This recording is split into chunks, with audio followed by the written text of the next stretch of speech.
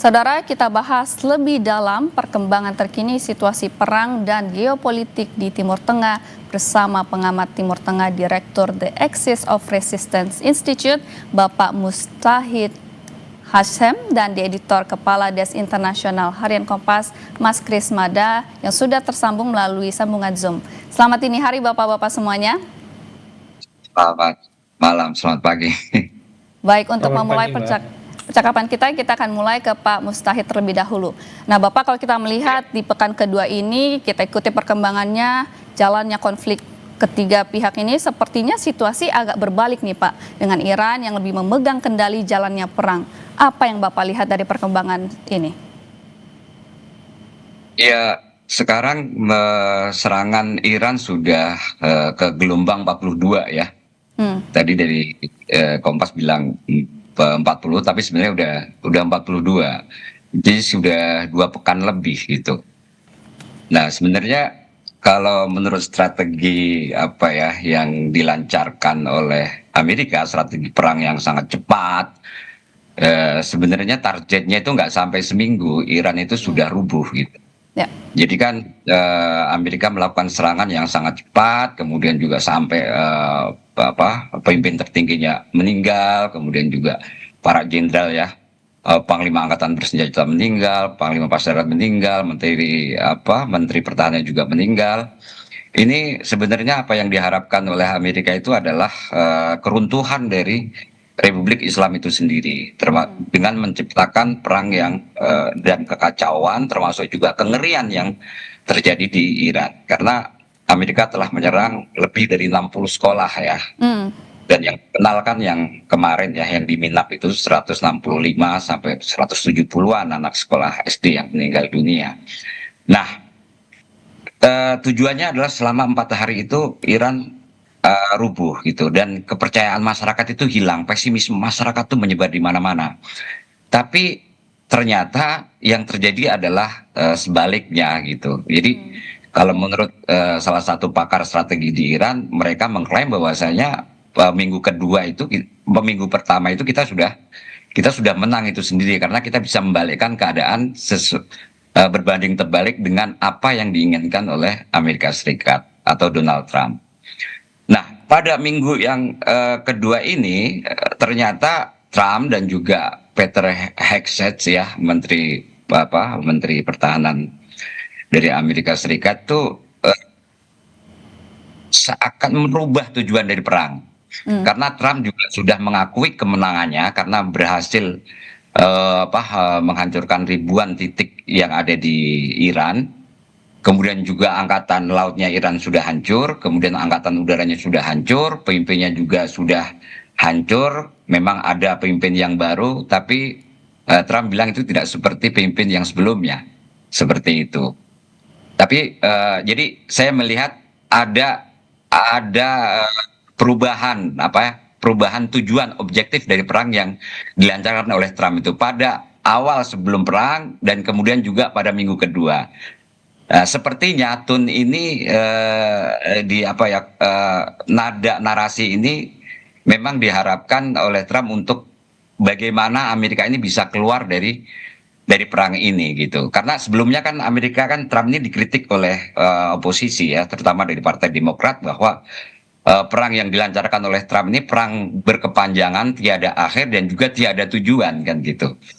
Nah, terakhir kan Peter Hegseth, kemudian juga Pete Hegseth ya, Menteri Luar Negerinya, dan juga Trump, enggak, kita tidak menjalankan perang yang tidak ada akhir, dan kita tidak menjalankan perang yang tidak ada tujuannya. Bahwa kita sudah menghancurkan angkatan laut Iran, kemudian juga misailnya, kemudian juga angkatan udaranya. Itu dianggap sebagai sebuah kemenangan oleh Trump. Tapi di sisi lain, Iran juga mengklaim bahwasanya mereka berhasil membalikkan keadaan karena tidak sesuai dengan tujuan pertama Trump melancarkan perang terhadap Iran. Seperti itu, Mbak. Baik, berarti yang Anda lihat ini tidak sesuai dengan harapan Trump, Amerika Serikat, bahwa kalau kita melihat di internet gitu Pak ya, sedikit nyeleneh, netizen menyatakan, oh ini Trump menggantikan Khamenei dengan Khamenei. Apakah Anda juga melihat pandangan seperti itu Pak? Iya, sepertinya seperti itu ya. Trump salah kalkulasi. Jadi sebenarnya Trump sendiri dibilang bahwasanya dia mengikuti Jared Kushner, menantunya sendiri ya, bukan CIA ya. Jadi analisis CIA itu memang mengatakan bahwa dengan terbunuhnya pemimpin spiritual Iran ini, pemimpin revolusi Iran ini tidak tidak serta-merta menghancurkan Republik Islam itu sendiri kan gitu, dan ternyata benar. Itu dilihat dari jadi pada malam ini pesan pertama disampaikan oleh Mujtaba Ali Khamenei ya, pemimpin spiritual yang baru di Iran yang kemarin dipilih. Ini baru pertama kali dia keluar bahwa dia akan tetap terus memperkuat defense dalam negeri. Kemudian juga akan menuntut keadilan eh, bagi semua darah rakyat Iran yang terbunuh oleh serangan Amerika ini. Dia akan tetap akan menuntut balas atas pembunuhan ini. Dan kemudian yang kedua tentang Selat Hormuz, Hmm. penegasan dari pemimpin spiritual ini adalah ditutup kayak begitu. Ini tentunya dan penegasan dari pimpin spiritual yang sekarang ini menjalankan apa yang telah digariskan oleh pimpin sebelumnya. Jadi sebenarnya sebelum meninggal, pimpin Iran Ayatollah Said Ali Khamenei ini sudah merancang. Jadi kira-kira pekerjaan dia sudah selesai. Itu dia sudah merancang arsitektur perang melawan Amerika saat ini sebelum meninggal. Bahkan Ayatollah Arafi yang sebelumnya ditunjuk menjadi pemimpin sementara itu hanya menjalankan apa yang sudah dirancang yang ditinggalkan oleh Said Ali Khamenei. Begitu juga dengan pemimpin yang sekarang ini, pemimpin definitif yang sekarang ini, Ayatollah Mujtaba Ali Khamenei ini juga meneruskan apa yang sudah dirancang oleh pemimpin sebelumnya. Tentang bahkan termasuk juga penutupan Selat Hormuz itu salah satu bagian dari strategi perang yang dilakukan oleh Republik Islam Iran, begitu, Mbak. Baik, saya mau bertanya nih ke Mas Kris. Mas, Tel Aviv dikabarkan babak belur dihajar gelombang rudal Iran. Sebetulnya Anda melihatnya bagaimana strategi Iran menembus pertahanan Israel? Selamat malam, Mbak. Terima kasih. Yang pertama, jadi Iran itu kan memulai dengan menyerang berbagai radar Amerika Serikat di kawasan yang paling spektakuler, kan ada yang di Dubai. Radar berharga 1,1 miliar dolar itu hancur, juga ada beberapa radar lain. Dalam perang sekarang ini radar adalah mata dan telinga. Kalau mata dan telinga sudah ditutup, tidak berfungsi, maka kesulitan menangkap apa yang terjadi gitu. Orang sampai sekarang kan gambar dari Israel itu sangat terbatas, seperti juga waktu perang 12 hari, gambar dari Israel sangat terbatas. Tetapi ada pengakuan menarik dari IDF, pasukan Israel, yang menyebutkan bahwa Iron Dome, senjata laser mereka yang baru itu untuk menjatuhkan penggantinya Iron Dome, itu belum bisa berfungsi. Sementara Iron Dome itu kan sebenarnya pertahanan jarak pendek, bukan jarak jauh seperti THAAD atau Patriot. Itulah yang mengakibatkan mereka tidak bisa menjatuhkan banyak rudal Iran. Itu yang pertama. Jadi sistem pertahanan mereka sendiri sudah tidak tahu apa yang mau ditangkap karena sudah lumpuh. THAAD dan Patriot itu tidak beroperasi di Israel saja. THAAD dan Patriot itu beroperasi mulai dari Jordania sampai ke Bahrain. Itulah mengapa, seperti disampaikan oleh Mujtaba Khamenei dalam pesannya pesan pertamanya itu adalah negara-negara di kawasan itu harus memperjelas sikap mereka, apakah mereka mau menutup pangkalan di sana, pangkalan Amerika maksudnya, atau membiarkan itu beroperasi. Beberapa hari lalu kan Komando Tengah Amerika mengungkap video ada HIMARS yang beroperasi dari Bahrain, yang mengakibatkan Bahrain bersama Uni Emirat Arab menjadi sasaran. Nah, dari Bahrain sampai Jordania, rudal dan pesawat nirawak Iran yang tujuan ke Israel itu dicegat. Jadi tidak semata Israel saja yang mencegat. Nanti begitu sudah bisa masih ada masuk Israel, barulah Iron Dome bekerja. Tapi menembak rudal Iran dengan Iron Dome itu seperti menggunakan ketapel untuk menembak rudal, jadi kurang pas. Itu yang mengakibatkan banyak kerusakan yang diduga terjadi di Tel Aviv, Haifa, dan berbagai kota lain di Israel. Baik, tentu ini masih di awal Mas, tapi bagaimana Anda melihat sepertinya kepemimpinan di bawah Mujtaba Khamenei? Kita tahu bahwa tidak hanya kehilangan sang ayah, tapi juga kehilangan keluarga lainnya seperti istri dan anak. Apakah Anda melihat dia sebagai sosok yang lebih muda akan memimpin Iran seperti nothing tulus, Mas? Di warganet itu kan beberapa Amerika dan Israel itu sekarang alih-alih menyelesaikan Khamenei ternyata malah mendapat Khamenei from Max, karena ini orang yang kehilangan keluarganya dan juga di masa mudanya dia bertugas di Garda Revolusi, dan ini yang membuat dia mendapat dukungan dari Garda Revolusi dalam perang dimanapun. Dukungan tentara adalah yang terpenting, walaupun pemilihan Mujtaba ini tidak sesuai dengan wasiat tertulis dari Ali Khamenei yang secara jelas menyatakan tidak boleh ada dinasti baru di Iran, tetapi dengan penunjukan Mujtaba jelas kan terjadi dinasti. Dia masih muda, tetapi didukung oleh Garda Revolusi dalam situasi sekarang adalah hal yang paling penting, Mbak. Baik, saya beralih ke Pak Mustaqil. Bapak, dikabarkan Trump membuka opsi dialog yang sudah sebetulnya ditolak oleh Iran sebetulnya gitu.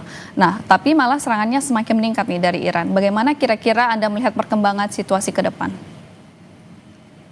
Ya, kalau misal upaya backdoor diplomasi ya itu pasti dilakukan ya. Pakistan, kemudian juga Rusia. Ya. Mungkin juga Indonesia bagian dari itu ya. Yang upaya dari pemerintah Indonesia mencoba untuk menjembatani itu adalah upaya itu. Tapi saya melihat memang ada sedikit nih dari Presiden Pezeshkian itu di tweetnya itu dia ada 3 syarat ya untuk untuk mungkin ceasefire ya. Satu adalah dunia lah atau Amerika itu mengakui hak Republik Islam Iran, artinya hak nuklir untuk keperluan sipil Iran. Kemudian yang kedua, Amerika harus bayar kompensasi atas kerusakan yang terjadi di Iran. Kemudian yang ketiga, yang tiga, saya agak lupa ya. Paling nggak ada yang ada 3 poin ya? Yang satu, yang ada 3 poin sebenarnya. Tapi yang pertama itu ada pengakuan hak-haknya, yang kedua, terus yang ketiga adalah jaminan Amerika tidak akan menyerang lagi. Jadi sebenarnya perang habis-habisan yang ingin dilakukan oleh Iran ini adalah berhentinya ilusi Amerika ataupun juga Israel untuk menyerang Iran gitu. Jadi mungkin Iran juga sudah capek ya. Jadi kan Amerika itu Demokrat atau Republik itu selalu kan opsi militer itu adalah di atas meja gitu, di atas meja terus. Itu kan membuat mungkin Iran marah gitu loh. Dan dia ingin mengakhiri gitu perang ini, tidak akan ada lagi ilusi dari Amerika untuk menyerang Iran lagi. Itu yang diharapkan gitu. Makanya kan ada 3 tadi itu jaminan bahwasanya Amerika tidak akan menyerang lagi. Saya nggak tahu ya. Bagaimana kondisi politik di dalam negeri Iran, tapi yang jelas jawaban dari Presiden Iran Pezeshkian yang juga Ketua Dewan Keamanan Nasional kalau Presiden itu kan dari apa yang diharapkan jawaban terhadap mungkin Rusia dan juga Pakistan yang telah menyampaikan keinginan untuk ceasefire ini kayak begitu, untuk menjembatani itu. Kira-kira ada 3 itu. Tapi kalau melihat dari pernyataan dari pemimpin Iran yang baru, Said Mujtaba Ali Khamenei ini, opsi untuk gencatan senjata belum ada di situ. Kalau melihat dari pertanyaan itu ya, dan juga intensitas serangan juga malah lebih besar. Itu yang saya lihat dari apa yang dilancarkan oleh Iran. Meskipun Iran juga habis ya. Jadi sebenarnya tadi kan dibahas tentang pertahanan udara ya. Pertahanan udara Iran juga kira-kira juga habis. Pertahanan Israel juga habis. Pertahanan udara Amerika di pangkalan-pangkalan militer di 7 negara itu, terutama di 7 negara juga habis gitu. Jadi ibaratnya Iran ini juga pertahanannya juga sudah terdesentralisasi gitu. Air defense networknya.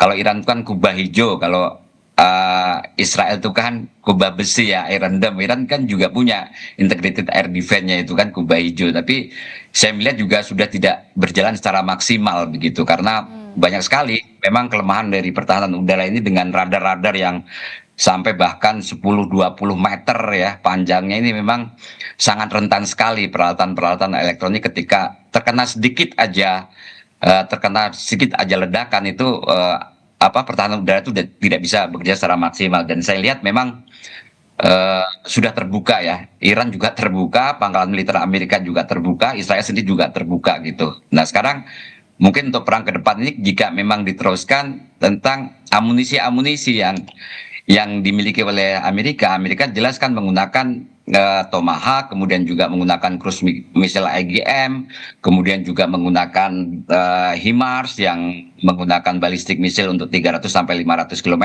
Yang terakhir kan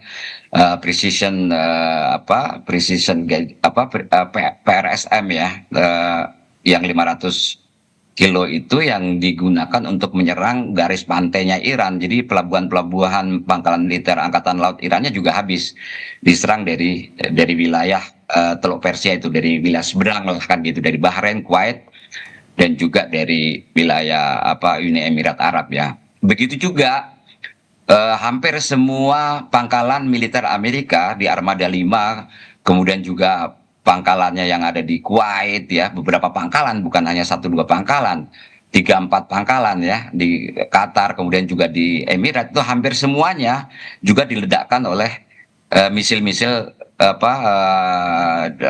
coastal defense missile dari Angkatan Laut Iran gitu. Nah, ketika Trump mengklaim bahwasanya Angkatan Laut Iran sudah habis, memang kekuatan, kalau misalnya itu dihitung dari jumlah kapal yang ditembak, memang kekuatan Angkatan Laut Iran ini tidak serta-merta hanya didasarkan kepada kapal perangnya ya. Jadi kekuatan utama Angkatan Laut Iran itu adalah di misil-misilnya, jadi misil darat ke lautnya ya. Itu sepanjang coastal itu ya, sepanjang pantai Teluk Persia itu mereka sudah masang silo-silo, rudal-rudal di situ yang kapan saja bisa ditembakkan. Sampai mereka mempunyai rudal balistik anti kapal dan juga cruise missile anti kapal yang jaraknya bisa lebih dari 1.000 km. Ini yang sebenarnya kekuatan utamanya, bukan di kapal-kapal yang banyak dihancurkan oleh Amerika ya di pangkalan-pangkalan sepanjang Teluk Persia di situ. Baik. Gitu, Mbak. Baik, pertanyaan sama juga saya akan tanyakan kepada Mas Kris. Mas, ini kan Trump membuka opsi dialog tapi buntu gitu ya, ditolak oleh Iran, malah serangannya semakin sengit gitu. Nah, bagaimana Anda melihat perkembangan situasi ke depan? Ya, seperti disampaikan Pak Mustai tadi, memang Iran tidak ada tanda-tanda untuk setuju berdialog. Barusan juga Sekretaris Dewan Keamanan Iran, Pak Ari Larijani, menyatakan memulai perang itu selalu mudah, tapi mengakhirinya tidak akan pernah mudah. Nah, Amerika dan Israel itu jadi juga tidak benar-benar tahu sebenarnya berapa sih kekuatan Iran ini. Seperti misalnya soal pernyataan berapa sisa peluncur rudal Iran. Waktu perang 12 hari Juni lalu, Israel mengatakan 75% peluncur rudal itu sudah habis. Lalu di pertengahan perang ini mereka menyatakan lebih dari sepertiga sudah habis. Tapi ternyata masih ada ratusan peluncur lagi gitu. Jadi sebenarnya ini antara Iran punya banyak peluncur atau Israel dan Amerika tidak benar-benar tahu berapa banyak peluncur rudal yang dimiliki oleh Iran. Demikian juga Iran itu kan adalah pemilik cadangan rudal terbesar di Timur Tengah. Mereka memproduksi sendiri dan juga memberikannya kepada sebagian kelompok perlawanan lain di Timur Tengah. Selain ke Houthi di Yaman, juga ada di Lebanon. Taksiran terakhir itu di Lebanon ada 1.000 rudal Iran yang siap ditembakkan ke Israel, dan Iran sendiri punya lebih banyak lagi gitu, sehingga ini tidak diketahui sampai kapan akan berakhir.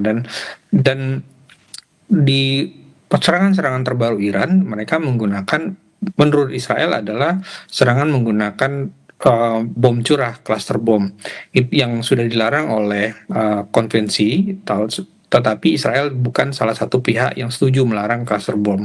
Israel juga memakai cluster bom di Gaza, bahkan di Lebanon gitu. Nah, cluster bom ini yang seperti pernah saya lihat di Ukraina, dia meluncur satu, tapi nanti lalu di atas dia akan memecah lagi dan jatuh ke banyak sasaran.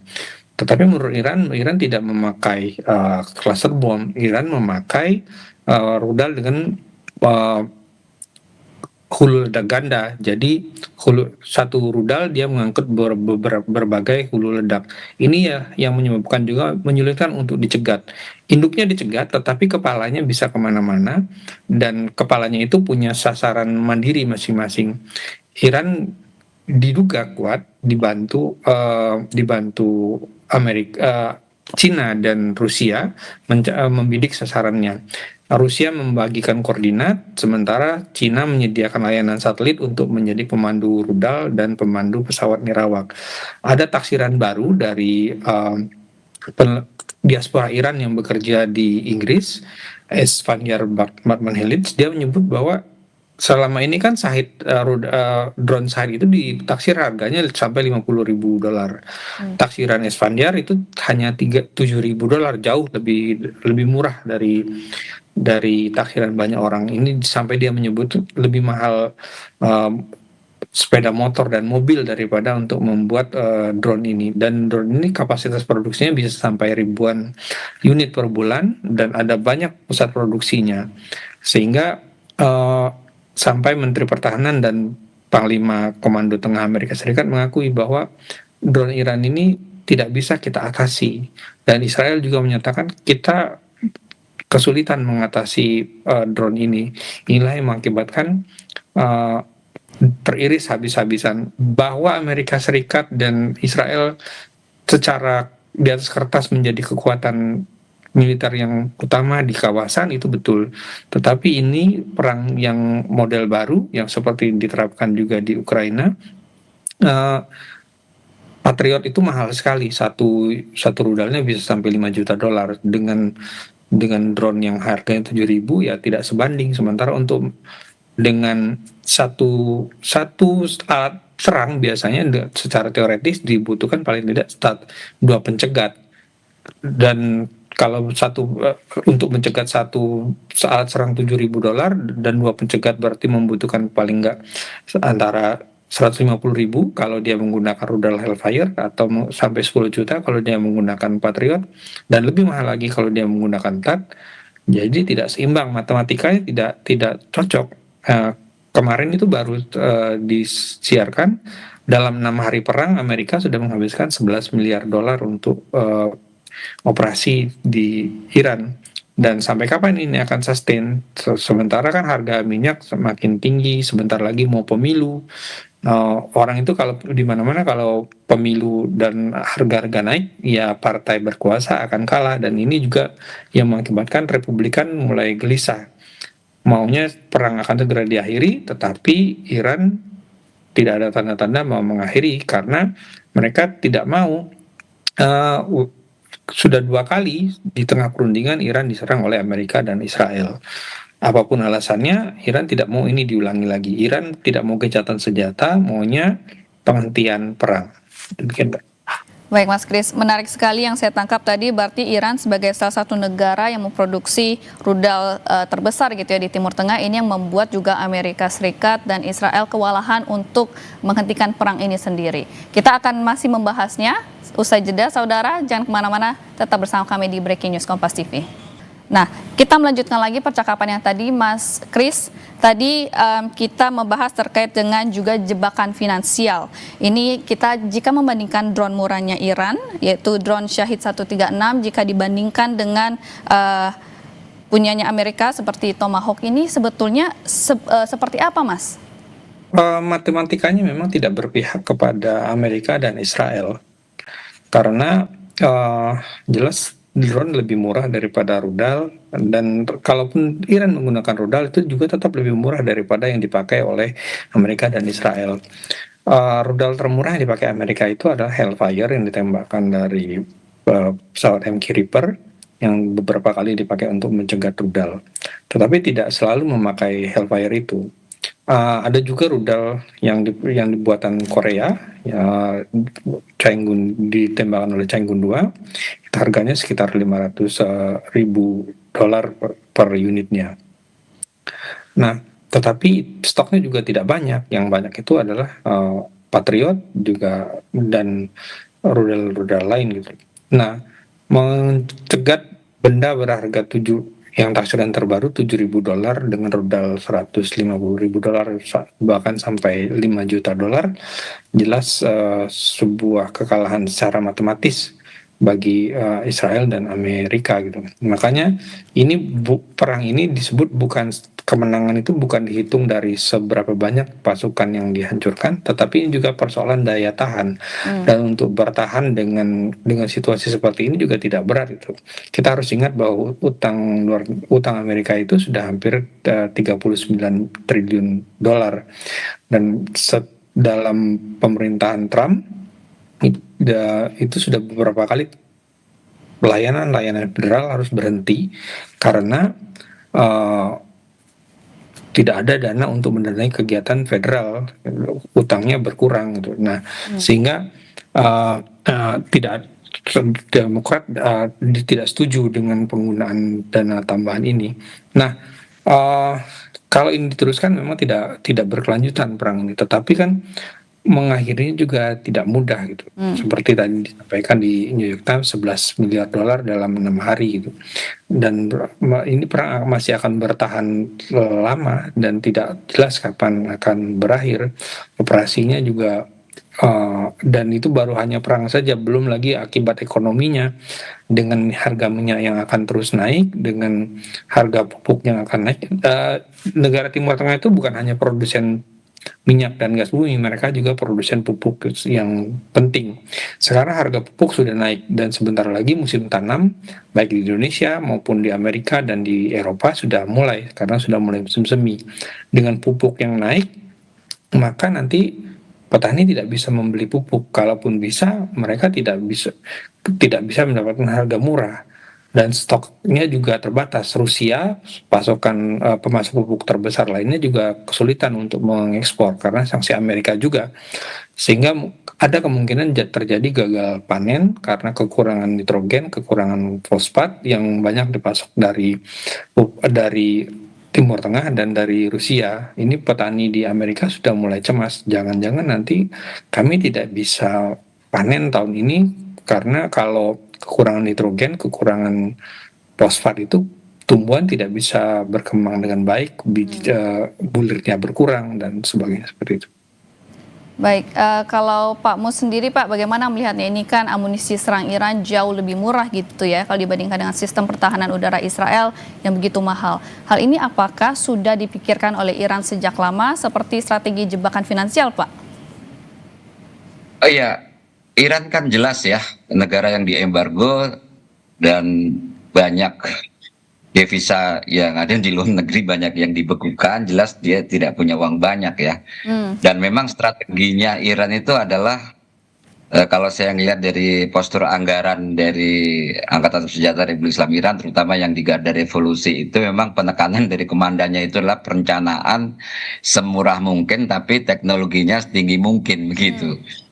Jadi memang meskipun itu murah, itu kan sebenarnya kan harga dasar mungkin produksi dalam negeri. Cuman kalau harga pasaran kan bisa tinggi sebenarnya, dan teknologinya kan diakui itu adalah drone bunuh diri terbaik di dunia gitu. Jadi ketika Rusia pesan drone itu bukannya Rusia tidak mengujinya. Jadi drone Shahed 136 itu kan pernah diuji di Rusia ketika sebelum beli Rusia itu diuji pada cuaca dingin ya, jadi salju yang sangat lebat pada malam hari, total darkness, jarak ribuan kilometer. Kemudian drone Shahed ini harus menyerang kontainer yang bentuknya sama gitu, dan dia harus menyasar sesuai dengan yang memang ditargetkan dari kontainer itu. Dan ternyata drone Shahed 136 itu meskipun cuacanya sangat buruk segala macam, tapi bisa menyasar target yang memang sudah ditentukan. Barulah Rusia itu beli drone Iran itu, bahkan bikin pabriknya di Rusia dan mengubah jalannya perang di Ukraina. Jadi drone kamikaze 136 saat ini memang diadopsi dari drone yang tercanggih Amerika ya, sebenarnya RQ-170 ya teknologinya ya. Memang sih tidak persis sama, tapi teknologi yang penting di RQ-170 itu diadopsi di drone-drone yang dimiliki oleh Iran. Baik itu adalah Said 136, Said 238, kemudian juga drone yang terbaru juga yang kemarin baru dikeluarkan itu adalah Hadid 1110 gitu. Nah, permasalahannya kan Amerika, kalau saya ngeliat tuh, kalau misalnya dibandingkan dengan Tomahawk udah jelas jauh ya, kalau misalnya jadi dari segi biayanya. Tapi sebenarnya yang jadi masalah itu kemampuan produksi, Mbak. Kemampuan produksi misal ini tidak seperti industri otomotif yang bisa memproduksi sebanyak-banyak ya.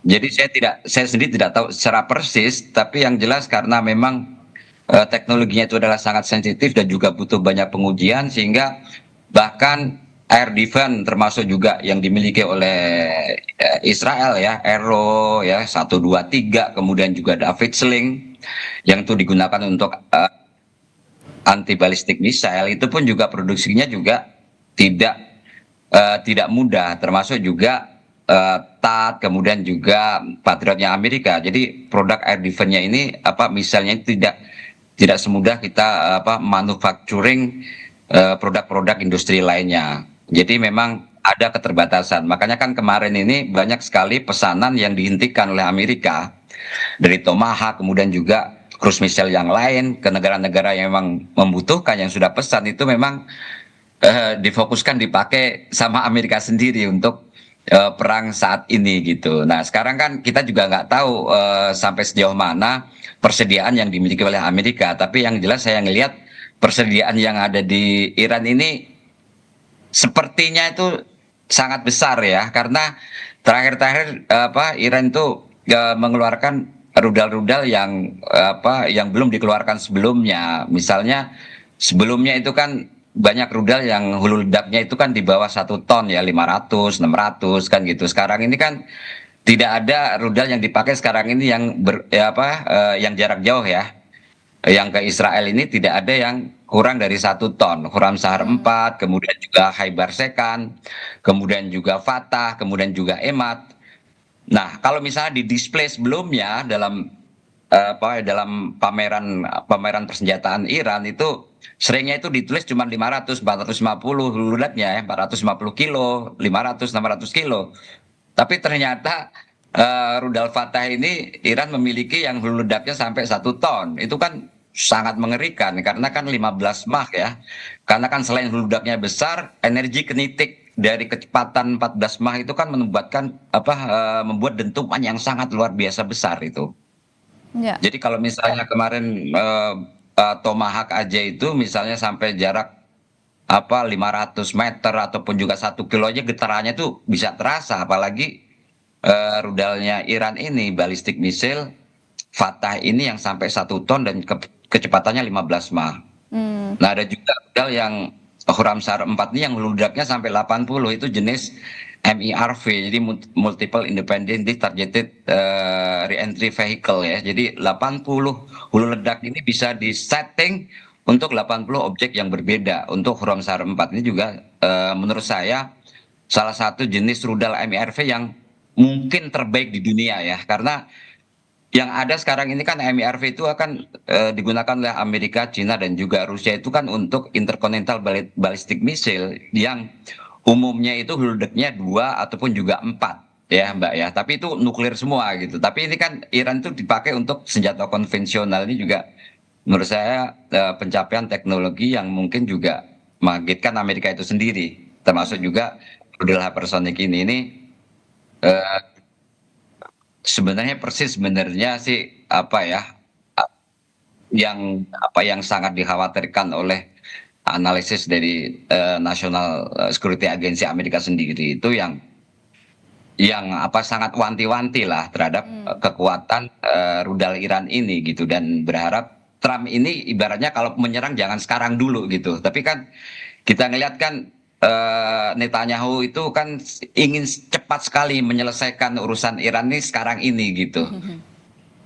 Itulah yang membuat bahkan sampai sekarang nasib Netanyahu sendiri juga sudah 4 hari ini belum jelas ya apakah dia Terlihat, Pak, masih ya? hidup ini kan gitu. Baik. Iya. Berarti Iran ini walaupun produksi terbatas tapi semurah mungkin dan juga ini dengan teknologi setinggi secanggih mungkin gitu Pak ya. Nah untuk Iya pertanyaan itu. selanjutnya, ini sama-sama terkait dengan pos perang nih Pak. Iran kan juga menyampaikan bahwa mereka mampu gitu ya memicu harga minyak hingga $200 Amerika Serikat per barel. Nah Bapak melihatnya bagaimana Pak dampaknya ke Amerika Serikat dan Israel? Apakah akan mengundurkan serangannya atau seperti apa Pak? Kemungkinan akan cepat berakhir ya, karena kan tuntutan dunia internasional ya. Eh, Mungkin kalau nggak Amerika atau langsung Iran tuh nanti akan dijempati oleh Dewan Keamanan PBB bisa jadi ya, karena kan negara-negara Teluk termasuk juga Bahrain sudah mengusulkan Hmm. untuk Gencatan Senjata dan mengutuk serangan, menghentikan serangan Iran ke negara-negara Teluk ini. Tapi Menteri Luar Negeri Rusia kemarin Lavrov bilang apa ya draft yang diusulkan ini kok sama sekali tidak menyebutkan Iran dari korban dari agresi gitu. Jadi negara-negara itu hanya melihat bahwa dia diagresi oleh Iran. Ini kan tidak sebanding. Nah, nanti akan kita lihat juga kesulitan Rusia sama Cina. Apakah kalau misalnya dipaksa resolusi Dewan Keamanan PBB seperti itu yang merugikan Iran, apakah Rusia dan Cina ini berani memveto? Ini yang kita lihat juga nanti. Dan mungkin akan terjadi deal-deal ya. Kalau misalnya konsesi materi ya itu dengan berbagai cara lah Amerika itu bisa menyelesaikan lah dan juga bisa apa ya tidak kehilangan muka lah seperti perang 12 hari kemarin kan juga ada konsesi terhadap Iran ya secara Hmm. di bawah meja ya. Tapi apa tidak mengurangi kira-kira kehormatan Amerika lah seperti itulah. Hmm. Nah, sekarang ini kan juga kalau menurut saya kalau masalah konsesi perang yang diminta oleh PSSG itu bagi Amerika dan juga sekutunya itu tidak ada, saya pikir tidak ada masalah ya. Saya pikir itu tidak ada masalah karena banyak opsi lah itu dan cara dalam itu bisa dalam perjanjian dagang internasional dan segala macam itu bisa diatasi oleh Amerika. Cuman yang jelas kalau kita ngelihat saat ini itu Iran itu sepertinya masih marah gitu dan rakyat Iran itu masih di jalan setiap hari. Jadi ada jutaan dan besok akan kelihatan nih Jumat ini akan ada jutaan rakyat Iran yang akan demonstrasi eh, di Yaumul Qud pasti akan mengecam Amerika Israel dan minta perang itu tidak dihentikan dan pemimpin spiritual Iran ini juga apa yang dilakukan ini juga berlandaskan apa yang diinginkan oleh rakyat Iran sendiri, suara yang ada di jalan ini dari jutaan bahkan di setiap kota ya, setiap kota setiap malam itu mereka meneriakan untuk dukungan terhadap militer Iran untuk melakukan serangan balasan terhadap Israel dan juga pangkalan-pangkalan militer Amerika.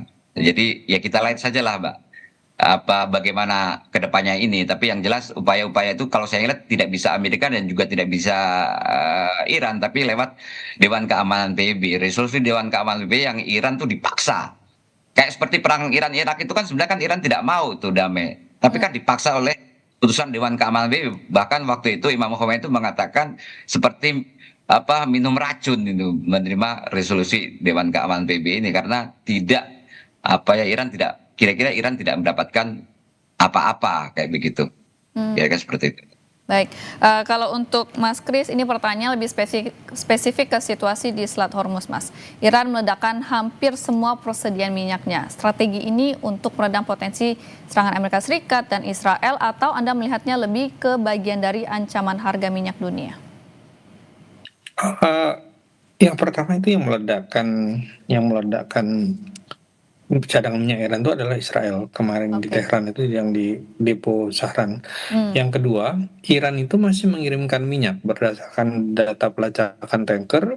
Iran masih ngirim minyak ke Cina dan masih jalan terus pembeli minyak terbesar Iran. Jadi Iran masih dapat uang dan ini yang mengakibatkan juga kalau saat Cina sebagai pemegang hak itu kemungkinan akan abstain atau mungkin juga seperti yang sudah dilakukannya kemarin atau bahkan bisa jadi amat jarang sekali akan memveto setiap resolusi yang mungkin akan memberatkan Iran karena ini situasinya sekarang menguntungkan dalam tanda kutip menguntungkan Cina maupun Rusia, dua pemegang hak itu. Rusia dalam beberapa hari perang Iran ini mendapatkan rata-rata 150 juta dolar per hari dari menjual minyak. Karena kan orang tidak bisa lagi dapat dari mana kalau bukan dari Rusia minyak dan gasnya. Nah, situasi ini juga yang mengakibatkan Iran masih yakin masih akan bisa terus bertahan karena ini bukan bukan perang tentang siapa yang bisa memukul lebih banyak, tetapi siapa yang bisa menahan sakit lebih banyak. Dan soal menahan sakit, maka Iran itu mungkin dalam situasi sekarang bisa disebut lebih unggul daripada Amerika dan Israel. Seperti juga misalnya di Israel kan dan Amerika sedang menjelang pemilu dalam beberapa waktu mendatang. Tahun ini mereka akan pemilu. Di Israel Ya. pendukung perang itu banyak sekali dan bagi Netanyahu ini berarti kemenangan di pemilu dan kemenangan di pemilu berarti dia tetap diselamatkan dari berbagai kasus korupsinya. Sementara di Amerika Serikat pendukung perang itu sedikit, berkurang tidak sampai separuh. Kalau ini diteruskan ditambah dengan kondisi ekonomi di pemilu 2000 November nanti Republikan bisa kalah di DPR dan di sepertiga Senat dan kalau itu terjadi maka akan lebih sulit bagi Trump untuk mempertahankan kekuasaannya. Nah, sementara bagi Iran sudah jelas Iran kemarin juga sudah menunjuk pemimpin pemimpin tertinggi baru dan juga analisis intelijen Amerika Serikat menyatakan bahwa pemerintahan Iran itu tidak ada menunjukkan tanda-tanda akan tumbang, malah semakin kuat. Karena memang sebelum ditewaskan oleh Israel dengan 30 bomnya, uh, Ali Khomeini itu sudah menyusun perintah bahwa setiap pejabat di Iran harus mempersiapkan 4 calon pengganti dan setiap calon pengganti itu harus mempersiapkan lagi 4 calon pengganti lain. Jadi lapisan-lapisan penggantinya sudah kuat gitu. Lalu mereka juga diberikan perintah darurat. Perintah darurat itu adalah mereka bisa menggunakan hak otonomi sebesar-besarnya tergantung situasi di lapangan. Dan ini yang mengakibatkan pemerintahan dalam situasi daruratnya bisa bertahan. Belum lagi kalau hanya mengandalkan serangan udara itu tidak akan berhasil. Pilihannya adalah mengerahkan pasukan darat. Masalahnya tidak ada dukungan di Amerika Serikat untuk pengerahan pasukan darat ke Iran. Itu akan lebih harus diingat bahwa Iran itu lebih unggul daripada Irak, daripada Afghanistan. Menghadapi Irak dan Afghanistan saja Amerika Serikat kewalahan. Bertahun-tahun menghabiskan miliaran dolar, hasilnya tidak berubah. 20 tahun di Afghanistan menggulingkan Taliban, hasilnya Taliban lagi. Irak juga seperti itu gitu. Makanya ini tidak akan mudah bagi Amerika Serikat. Maka kalau bagi Israel mau mengerahkan pasukan darat, mereka juga tidak punya pasukan yang begitu banyak. Di bandara Tel Aviv sampai sekarang itu ada pembatasan orang yang boleh keluar Israel. Karena kalau tidak dibatasi, orang akan berbondong-bondong lari meninggalkan Israel. Kalau Israel baik-baik saja, tentu orang tidak akan lari. Tapi faktanya ini orang sampai harus dibatasi supaya tidak meninggalkan Israel. Berarti apakah Anda melihatnya bahwa artinya Iran di bawah meja ini ada dukungan dari Tiongkok dan Rusia, Mas? Bukan hanya di bawah meja, ada dugaan yang diverifikasi beberapa pihak. Sudah terang-terangan. Rusia menyediakan koordinat dalam perang sekarang, dalam doktrin perang sekarang yang terpenting itu adalah koordinat, di mana posisi musuh, di mana posisi sasaran, itulah yang dipakai. Lalu Cina menyediakan pemandu bagi Iran. Ini sebenarnya kerjasama lama. Jadi satelit Beidou-nya Cina dipakai oleh Iran untuk berbagai keperluan pemanduan mereka. Kan kita memakainya selama ini GPS dari Amerika Serikat. Kalau di Eropa ada Galileo, di Rusia ada GLONASS. Nah, Beidou dia digunakan oleh Iran, dipakai untuk drone, dipakai untuk rudal, dan itu semuanya jadi pengarah itu. Jadi walaupun GPS-nya diacak, masih ada Beidou, dan Beidou itu relatif kebal dari pengacakan karena sistemnya yang berbeda sama sekali dari GPS dari Galileo, sehingga Iran masih bisa menemukan kemana rudalnya harus diarahkan, kemana drone-nya harus diarahkan. Dengan dua bantuan ini, dengan bantuan elektronik ini, Iran jadi tidak ada yang namanya garis depan perang, dimanapun adalah lokasi pertempuran. Kalau dulu kan mengerahkan pasukan, parit bertemu parit, itulah garis depan.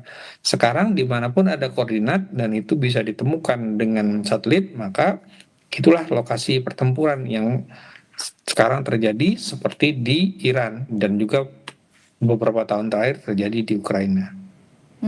Baik, kita ke Pak Mus, Pak. Kalau kita melihat gitu ya, dengan sudah 2 minggu perang ini terus terjadi, kalau kita hitung sejak 28 Februari sendiri, Bapak melihatnya dengan adanya asimetris kekuatan sebelumnya diprediksi gitu ya, perang ini akan berlangsung cepat gitu. Tapi apakah dengan melihat 2 minggu ini bisa menjadi perang seperti Ukraina Rusia yang sejak 2022, tapi sampai hari ini masih terus berlangsung alot, Pak? Sepertinya tidak akan seperti Rusia dan Ukraina ya. Kenapa, Pak?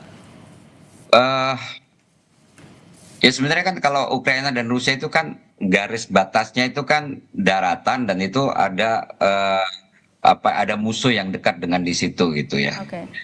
Sekarang kan musuhnya Iran ini kan jauh itu ya Amerika nggak mungkin Iran melakukan serangan ke Amerika kan terlalu jauh 1.000 kilometer kan, ya kan. Jadi yang ada ini kan pangkalan-pangkalan militer Amerika yang ada di kawasan, kemudian juga Israel. Nah sebenarnya target utama eh, Iran ini sebenarnya semenjak cita-citanya lah ya, semenjak Qasem Soleimani dibunuh oleh Trump, kemudian juga pemimpin spiritual sekarang ini juga dibunuh oleh Israel, itu sebenarnya cita-citanya adalah mengusir kekuatan asing yang ada di Timur Tengah. Jadi pangkalan-pangkalan militer Amerika ini dia keluar dari Timur Tengah itu adalah kemenangan terbesarnya. Dan kalau misalnya pangkalan-pangkalan militer Amerika ini sudah terusir dari Timur Tengah ini atau Asia Barat ini, salah satu tujuannya Iran adalah membantu rakyat Palestina untuk memerdekakan dari Israel ini akan segera terwujud karena ya pangkalan-pangkalan militer Amerika inilah yang menjaga eksistensi pemerintah negara Israel seperti itu. Nah, memang sekarang ini terjadi perang regional ya, meskipun menurut saya belum begitu besar. Misalnya Yaman, pemerintahan Yaman Nasrullah yang ada di Sanaa atau Houthi ya, itu kan dia juga sudah menutup Laut Merah untuk kapal Amerika dan Israel, kapal yang menuju Israel dan juga kapal Amerika. Nah, kalau misalnya nanti terlibat lagi Eropa ya akan ditutup juga untuk kapal-kapal Eropa kan di Babul Mandab atau di Laut Merah ini. Nah, Hizbullah juga melakukan perang di Lebanon Selatan. Saya dengar kemarin itu ada rilis bahwa Hizbullah sudah masuk di salah satu kota kecil di wilayah Israel pendudukan ya, Palestina pendudukan atau wilayah Israel ya. Jadi bukan di wilayah Lebanon lagi, tapi sudah masuk garis perbatasan dengan Israel atau Palestina pendudukan di satu kota, udah menguasai satu kota di situ. Dan saya belum lihat lagi perkembangannya sampai sejauh mana karena tidak begitu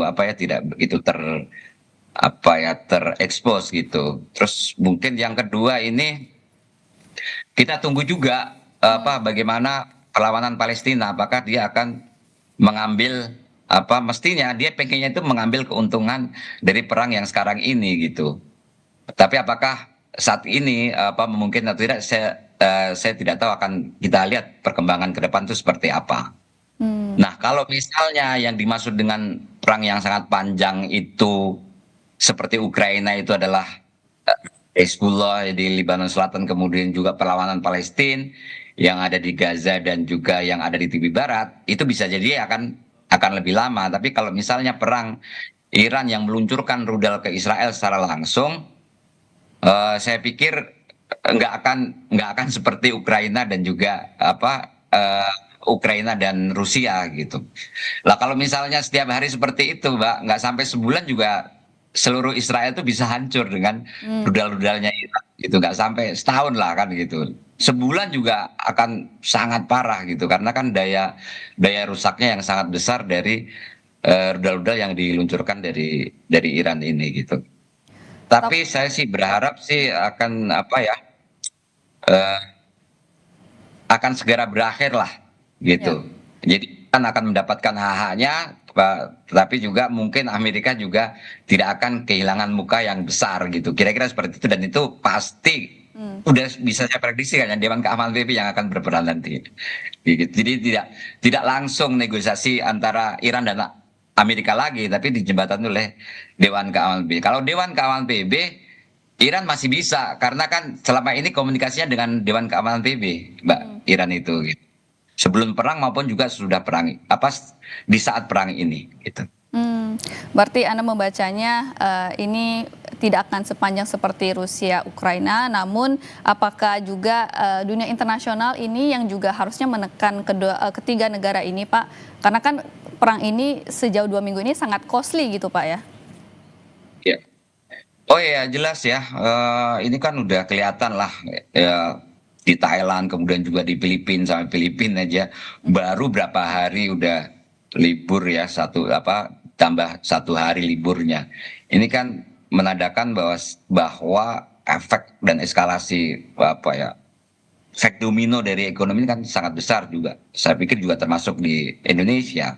Hmm. Dan mungkin Indonesia kan kemarin kan katanya kan ada kapal yang bisa lewat Selat Hormuz ya, berarti kan Indonesia bisa ngelobi Iran untuk apa, meloloskan kapalnya lewat di Selat Hormuz. Tapi yang jelas sekarang ini Iran, bagi negara-negara yang tidak bersahabat dengan Iran, terutama dari Amerika dan juga mungkin Eropa, yang dia ya seperti awalnya kan Inggris ya, kapalnya Inggris kan berusaha untuk melewati Selat Hormuz dan mereka tidak mengindahkan perintah dari eh, IRGC laut Iran ya, dan ditembak ya gitu. Nah sebenarnya Selat Hormuz ini kan dikuasai oleh Amerika ketika zamannya Shah, setelah revolusi ya dibagi dua lah kekuatannya kan gitu. Nah sekarang ini Iran itu ingin menegaskan dominasinya terhadap Teluk Persia yang sebelumnya Amerika, kemudian menurut saya Iran ingin menegaskan dominasinya kayak begitu di Teluk Persia dan juga di Selat Hormuz ini, sehingga dia mempunyai kekuatan untuk mengontrol apa ya, sedikit mengontrol lah perekonomian dunia, karena mungkin banyak negara mungkin bisa aja kesal dengan Iran gitu, tapi Iran juga bisa berargumentasi, selama ini saya diembargo, apa yang Anda lakukan kan begitu, bahkan kan hak-hak kami juga dihilangkan, apa yang Anda lakukan kan gitu. Jadi jadi Iran dia akan mengatakan apa yang saya lakukan ini karena dilakukan oleh Amerika, agresi Amerika dan Israel terhadap Iran, dan Iran akan terus menuntut permintaan maaf sebenarnya atas agresi yang dilakukan oleh Amerika dan Israel ini. Meskipun keinginan untuk Amerika dan juga Israel minta maaf ke Iran, saya pikir itu sangat sangat tidak mungkin gitu ya. Ya, berarti dampak yang dirasakan tidak hanya di kawasan Timur Tengah saja, Pak ya, di Asia bahkan Asia Tenggara ini sudah terasa spillover, terutama dari segi ekonominya. Kita lanjutkan perbincangan kita, namun kali ini kita akan lebih fokus ke dampaknya ke Indonesia nih, Pak. Kita ke Pak Mus dulu. Kalau untuk beberapa negara tetangga kita, Pak, seperti Thailand dan juga Filipina itu kan sudah melakukan beberapa aturan gitu ya untuk mengurangi penggunaan BBM. Ini terkait dengan juga Selat Hormuz yang tidak diberikan akses kepada negara manapun kecuali Rusia dan China untuk lewat gitu. Nah, Anda melihatnya apakah Indonesia sebetulnya juga harus segera melakukan pengetatan serupa atau tidak juga, Pak? Kalau saya sendiri, kalau di Indonesia seperti mengambil kebijakan seperti di Filipina ya, saya pikir akan terlalu jauh ya. Artinya apa? Artinya kan ketika konsumsi energi kita itu menurun, kan apa yang diharapkan dari pemerintahan Prabowo, pertumbuhan ekonomi akan naik ya paling nggak 6% ya. Bahkan sekarang kalau 5% pun juga udah susah. Apalagi kalau misalnya konsumsi energi diturunkan lagi gitu. Jadi mungkin pemerintah Prabowo ini akan cari alternatif yang lain untuk menutup defisit yang diakibatkan oleh kenaikan harga minyak internasional gitu. Nah, masalah pasokannya sendiri kemarin kan Menteri apa Bahlil kan dia sudah bilang bahwa dalam perjanjian terakhir dengan Amerika Serikat itu perjanjian dagang Indonesia salah satu kan akan membeli energi dari Amerika ya, baik gas ataupun juga minyak. Jadi masalah pasokan itu sebenarnya nggak begitu dipermasalahan. Kalau misalnya Indonesia tidak bisa mendapatkan pasokan yang selama ini dari Timur Tengah, Indonesia bisa mengambil dari Amerika. Ya. Cuman kan permasalahannya kan dari mana anggaran itu kan dia dapatkan kan gitu. Saya tidak tahu apakah apa ya akan terjadi pengurangan lagi ya terhadap APBN. Jadi kalau kemarin itu kan misalnya kan penghematan untuk MBG ya. Sekarang ini apakah akan dilakukan oleh penghematan lagi? Nah, kalau misalnya dilakukan penghematan lagi, tentu akan memperlambat jalannya ekonomi ya, memperlambat laju ekonomi di Indonesia ya. Jadi saya pikir mungkin salah satu opsi yang lain mungkin hutang luar negeri kali ya untuk menjaga pertumbuhan untuk tetap seperti yang yang diharapkan oleh pemerintahan Prabowo begitu, Pak. Berarti Anda melihatnya dari pemerintah Indonesia sendiri untuk mengetatkan ikat pinggang gitu ya terkait dengan pertumbuhan ekonomi. Yang kelihatannya kalau 6%, 5% itu akan lebih sulit lagi karena adanya konflik ini dan juga akan membuat defisit belanja kita juga. Nah, yang menarik juga Pak, ex-wapres kita Bapak Yusuf Kala sudah 2 kali mengumpulkan para ekspor. Yang pertama itu ekonom, lalu juga kemarin malam maksud kami juga mengumpulkan para ex-duta besar. Anda melihatnya apa sinyal yang sebetulnya disampaikan oleh Pak JK kepada pemerintah dan apakah beliau juga sepertinya akan atau mau menawarkan sesuatu ke Iran? Ya mungkin saja ya. Kalau saya lihat memang ada dorongan dari JK ya, dia mengumpulkan tokoh-tokoh ini kan sebagai bagian dari civil society kan gitu, memberikan masukan barangkali ingin memberikan masukan kepada pemerintahan Prabowo untuk melakukan pendekatan itu. Tapi sebenarnya kan Prabowo-nya sendiri kan, Pak PS sendiri kan dari awal kan dia sudah ingin menjembatani gitu konflik atau perang antara Amerika dengan Iran ini kayak gitu. Ya. Tapi menurut saya ada cara-cara yang menurut saya belum cara-cara yang menurut saya kelihatan PS ini Pak Prabowo ini masih terlalu memihak pada Amerika gitu. Saya lihat seperti itu ya, karena katakanlah serangan agresi militer Amerika dan Israel yang jelas-jelas melanggar hukum internasional kayak begitu, bahkan di saat juga masih negosiasi gitu, Indonesia tidak berani mengecam tindakan agresi militer ini. Padahal kan sebenarnya kan secara normatif itu kan bisa dilakukan. Bahkan Presiden juga tidak mengucapkan belasungkawa terhadap pemimpin kepala negara Iran yang dibunuh lewat serangan pertama Amerika ini gitu. Jadi padahal itu kan sebenarnya normatif, sama manusia mengucapkan belasungkawa itu pun juga tidak dilakukan oleh Pak Prabowo. Bahkan Pak Prabowo juga tidak memberikan ucapan selamat terhadap pimpin yang baru ini, berbeda dengan Rusia, kemudian juga berbeda dengan Cina kan gitu. Nah ini kan kehati-hatian Pak Prabowo ini kayak dia tidak mempunyai daya tawar sama sekali gitu untuk berbicara dengan Republik Islam Iran kayak begitu. Itu yang menurut saya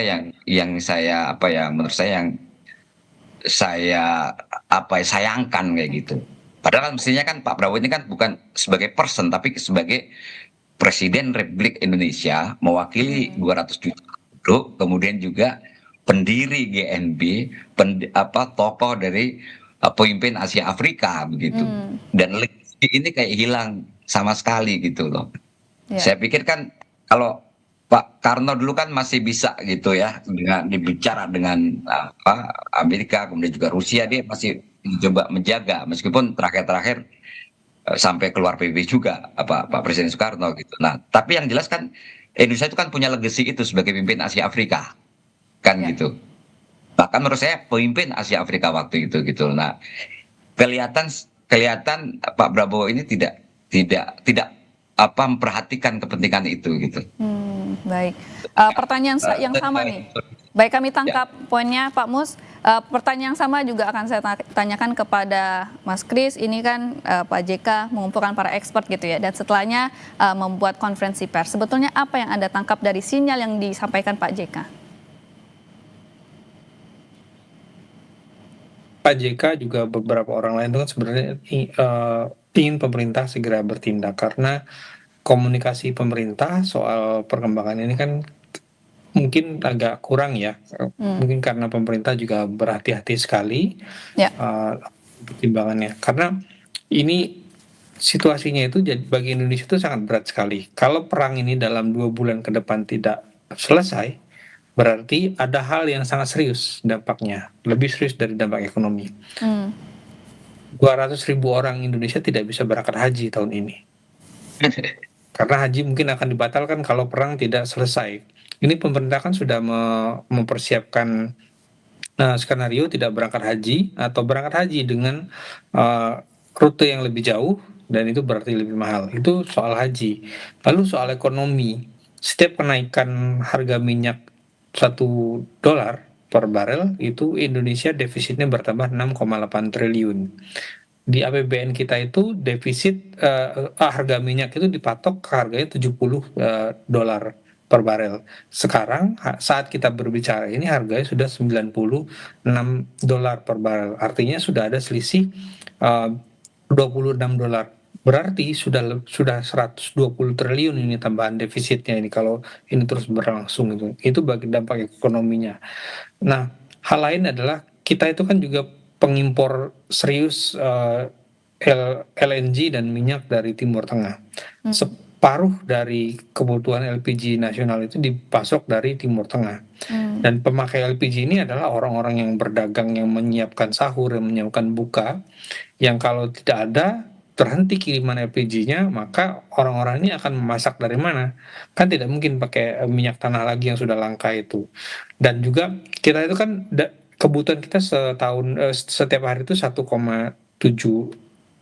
juta barel. Dari 1,7 itu kita cuma bisa memproduksi 860.000 sekian barel per hari. Sisanya harus impor. Dan impor itu hampir separuhnya datang dari Timur Tengah. Sementara sekarang kan posisinya terganggu kirimannya, tidak boleh keluar sedikit pun. Nah, apakah Indonesia bisa punya posisi tawar terhadap Amerika? Sayangnya terhadap Iran, sayangnya kita tidak sekuat itu. Buktinya kan kita kan juga tidak tahu nih tawaran untuk perdamaiannya tidak didengar sampai sekarang. Bukan karena faktor Indonesianya saja, tetapi juga karena faktor Irannya memang belum bisa untuk berbicara berdamai sekarang. Mereka masih berduka, masih marah, belum waktunya untuk berbicara perdamaian. Nah, tapi semakin lama yang jelas perang ini berlangsung, yang paling terancam adalah itu tadi ekonomi dan juga secara kultural kita juga akan terancam. Pada tanggal 21 April seharusnya kloter pertama sudah terbang. Kalau sampai belum juga perang selesai, kloter pertama haji tidak bisa terbang. Penundaan haji 1 tahun itu bisa berakibat mundurnya banyak sekali. Sekarang saja rata-rata orang itu harus antrean haji bisa sampai 10 tahun, beberapa daerah sampai 40 tahun. Kalau sekarang tidak berangkat, berapa lama lagi ini penundaannya? Jadi harapan setiap orang adalah ini perang segera berakhir, tetapi memang masing-masing pihak itu mengajukan tuntutan secara maksimal, bahkan bisa disebut tidak realistis untuk dicapai dalam proses perundingannya. Iran itu kan Presiden Pezeshkian itu meminta repatriasi, meminta ganti rugi atas serangan Iran, atas serangan ke Iran. Dan itu kan besar sekali, kilang minyak dan depo minyak yang di Sahran kemarin yang dihancurkan Israel itu sudah jutaan dolar gitu, belum lagi fasilitas-fasilitas lain. Verifikasi beberapa pihak menyebut hampir 19.000 bangunan di Iran itu hancur, bukan hanya bangunan militer tapi juga bangunan sipil, ada rumah, ada segala macamnya, dan itu semua harus, kalau menurut Iran harus diganti rugi. Pak Kris, bagaimana Anda melihat apakah ada shifting gitu ya sikap dunia, mungkin ada perubahan di sana terhadap Amerika Serikat, karena bagaimanapun serangan Amerika ini yang membuat di tengah perundingan dengan Iran ini yang membuat ekonomi dunia ini terganggu. Perubahan sikap terhadap Amerika, iya. Bahkan media Israel itu Haaretz sudah mulai menulis bahwa sekarang masyarakat orang-orang di Timur Tengah itu sudah mulai mengemandang pangkalan Amerika itu bukan lagi jaminan keamanan, melainkan beban keamanan. Karena sekarang mereka kan pangkalan-pangkalan itu jadi sasaran Iran. Ya. Nah, rudal rudal dan drone Iran diarahkan ke pangkalan itu, waktu dicegat dia pecah dan menimpa berbagai orang di Dubai, di Bahrain dan sebagainya. Sehingga ini mereka sekarang sudah mulai berubah kan pandangannya. Kita memperhatikan sekarang ini posisi negara-negara Arab, terutama negara-negara Teluk itu kan statusnya defensif. Mereka tidak ikut menyerang, walaupun ada senator Amerika Serikat Lindsey Graham menyatakan, kenapa kalian tidak ikut menyerang Iran? Karena bagi masyarakat dan pemerintah di Timur Tengah itu, kalau menyerang Iran itu posisinya dilematis.